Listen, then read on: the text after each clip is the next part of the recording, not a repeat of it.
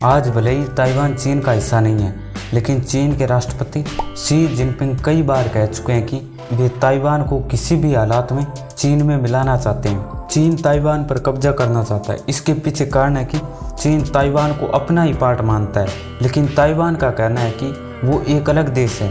लेकिन इस तरह दोनों देश के बीच विवाद चल रहा है। लेकिन ये विवाद तब और बढ़ गया जब नैन्सी पेलोसी ताइवान की यात्रा की। इस कारण कई दिनों से चीन ताइवान के पास मिलिट्री एक्सरसाइज कर रहा है। इस कारण ताइवान के विदेश मंत्री ने चीन की मिलिट्री एक्सरसाइज को ताइवान के हमले की तैयारी बताया है, क्योंकि चीन की नज़र साल 2027 तक ताइवान पर कब्जा करने की है। इस पर अमेरिकी राष्ट्रपति जो बाइडेन ने कहा कि अगर चीन ताइवान पर कब्जा करता है तो अमेरिका ताइवान की मदद करेगा। लेकिन सवाल ये है कि आखिर ताइवान इतना इम्पोर्टेंट क्यों है जिस पर चीन कब्जा करना चाहता है। वही अमेरिका भी ताइवान के लिए चीन से युद्ध करने के लिए तैयार है। यानी अमेरिका क्यों नहीं चाहता कि ताइवान पर चीन का कब्जा हो। चीन का इतिहास बहुत ही प्राचीन है। किंग वंश आखिरी वंश था जो 18वीं सदी में विश्व में चौथा सबसे बड़ा साम्राज्य था। वहीं इसी समय चीन में यूरोपीय लोग भी आ चुके थे।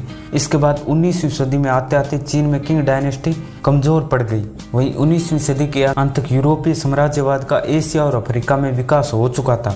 वहीं जापान भी आसपास के क्षेत्रों में अपना साम्राज्य का विस्तार कर रहा था। इसी बीच फर्स्ट साइनो वॉर हुआ जो लगभग 9 महीने चला, जिसमें आखिरकार जापानियों की जीत हुई।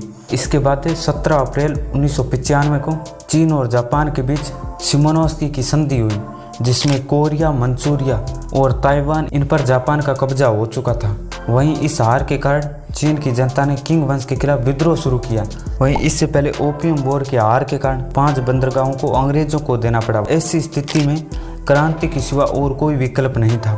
इसके बाद 1911 में क्रांति हुई, जिसमें किंग वंश को ख़त्म कर दिया गया। और ये एक बहुत बड़ी घटना थी, क्योंकि मंचू लोगों का जो पिछले 300 सालों से शासन चला आ रहा था वो अब खत्म हो चुका था। वहीं अब चीन छोटे छोटे हिस्सों में बंट गया था। उन्हें जोड़ने का काम सन्यात सेन ने किया। इसके लिए उन्होंने एक पार्टी बनाई, केमेंगटोंग पार्टी, जिसमें राष्ट्रवादी और कम्युनिस्ट पार्टी साथ मिलकर काम कर रहे थे।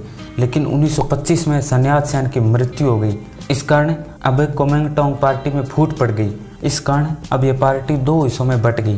पहली पार्टी नेशनलिस्ट पार्टी, जिसके लीडर चियांग काई शेक थे। वहीं दूसरी पार्टी कम्युनिस्ट पार्टी, जिसके लीडर माओ जेडोंग थे। लेकिन इन दोनों पार्टियों का लक्ष्य एक ही था, यूनिफाइड चाइना। लेकिन दोनों पार्टियों के अलग अलग विचार थे कि यूनिफाइड चाइना कैसे काम करेगा, जिसमें नेशनलिस्ट पार्टी के leader Chiang Kai Shek democracy के समर्थक थे, लेकिन कम्युनिस्ट पार्टी के लीडर डेमोक्रेसी के पक्ष में नहीं थे। वे चीन को कम्युनिस्ट देश बनाना चाहते थे। वहीं अब चीन में सिविल वॉर चल रहा था। इसका फायदा जापान ने उठाया। चीन का सबसे बड़ा प्रांत मंचूरिया पर कब्जा कर लिया। वहीं एक तरफ जापान चीन के क्षेत्रों पर कब्जा करता जा रहा था, वहीं चीन अब भी सिविल वॉर में फंसा हुआ था। लेकिन फिर राष्ट्रवादी पार्टी और कम्युनिस्ट पार्टी के लोग एक साथ हो गए और जापान के खिलाफ लड़ने लगे।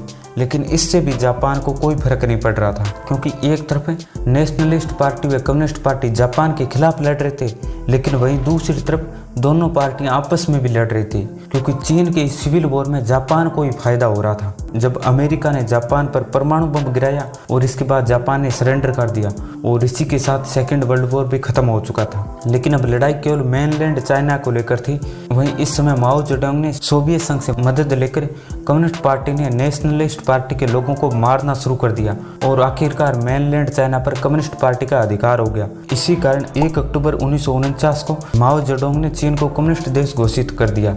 वहीं चियांग काई शेक और नेशनलिस्ट पार्टी के करीब 20 लाख लोग भागकर ताइवान आ गए। बाद में चियांग काई शेक ने भी ताइवान को एक देश घोषित कर दिया और इसका नाम रिपब्लिक ऑफ चाइना रखा। यानी दोनों देशों के नाम में चाइना जुड़ा हुआ था। और विवाद की वजह भी यही है। जो आज मेनलैंड चाइना है उसका कहना है कि हम ही चाइना है, हम एक ना एक दिन ताइवान को चाइना में शामिल करेंगे। वहीं ताइवान का कहना है कि हम ही चाइना है, हम एक ना एक दिन मेनलैंड चाइना को अपने अधीन लाएंगे। चाहे चीन में सिविल वॉर में कम्युनिस्ट पार्टी की जीत हुई, लेकिन चियांग काई शेक हार के आने के बाद भी ज़्यादातर देश ताइवान यानी रिपब्लिक ऑफ चाइना को ही मान्यता देते थे। दूसरी तरफ माओ जेडोंग का मेनलैंड चाइना पर शासन होते हुए भी उन्हें कोई मान्यता नहीं दे रहा था। जब ताइवान यानी Republic of China United nation में सदस्य था, तब कोल्ड वॉर भी चल रहा था। तब ताइवान को अमेरिका का पूरा समर्थन था।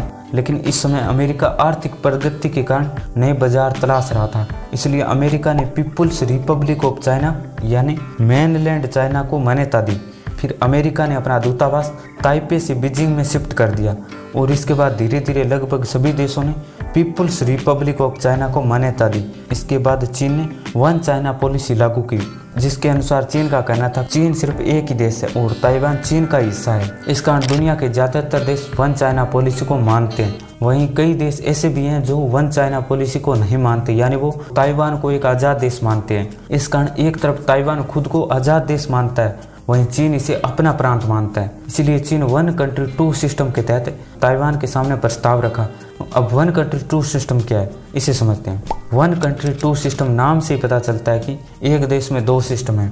इसी वन कंट्री टू सिस्टम में मकाऊ और हांगकांग चीन में शामिल है, जिसमें एक अलग सरकार होती है, क्योंकि चीन में एक कम्युनिस्ट पार्टी है। इस कारण मकाऊ है, हांगकांग में अलग पुलिस है, चीन से अलग करेंसी है। लेकिन ताइवान ने इन वन कंट्री टू सिस्टम प्रस्ताव को ठुकरा दिया। वैसे तो चीन ताइवान को अपना ही प्रांत मानता है जो उससे अलग हो गया। वहीं शी जिनपिंग ताइवान को चीन में किसी भी हालात में मिलाना चाहते हैं। इसके लिए उन्हें मिलिट्री का प्रयोग करना पड़े तो वो उससे पीछे नहीं हटेंगे। क्या चीन कभी ताइवान पर कब्जा कर पाएगा? चीन द्वारा ताइवान पर हमले की आशंका को नज़रअंदाज नहीं किया जा सकता, क्योंकि चीन ताइवान से कई गुना ज़्यादा ताकतवर है। पीपुल्स लिबरेशन आर्मी में 20 लाख एक्टिव सोल्जर है, वहीं ताइवान के पास महज 2 लाख एक्टिव सोल्जर है। वहीं चाइना के पास केवल 5 लाख रिजर्व सोल्जर है, वहीं ताइवान के पास 15 लाख रिजर्व सोल्जर है। चाइना के पास 5000 टैंक है, वहीं ताइवान के पास 1200 टैंक है। चाइना के पास 1734 आर्टिलरी गन है, वहीं ताइवान के पास आर्टिलरी गन 1410 है। चीन के पास मल्टीपल बैरल रॉकेट लॉन्चर 4120 है, वहीं ताइवान के पास 257 है। चाइना के पास बख्तरबंद गाड़ियाँ 35,000 है, वहीं ताइवान के पास बख्तरबंद गाड़ियाँ 3471 है। चाइना के पास 3 एयरक्राफ्ट कैरियर है, वहीं ताइवान के पास कोई एयरक्राफ्ट कैरियर नहीं है। चाइना के पास 79 सबमरीन है, वहीं ताइवान के पास महज 4 सबमरीन है। वहीं चीन के पास 1200 लड़ाकू जहाज है, वहीं ताइवान के पास 288 लड़ाकू जहाज है। चीन के पास 281 हेलीकॉप्टर्स है, वहीं ताइवान के पास 91 हेलीकॉप्टर है। युद्ध की स्थिति में चीन के सामने ताइवान की आर्मी बहुत ही कम है। हालांकि रूस यूक्रेन युद्ध को देखते हुए आज के समय में किसी देश की सैन्य ताकत से नतीजों का अंदाजा लगाना गलत होगा।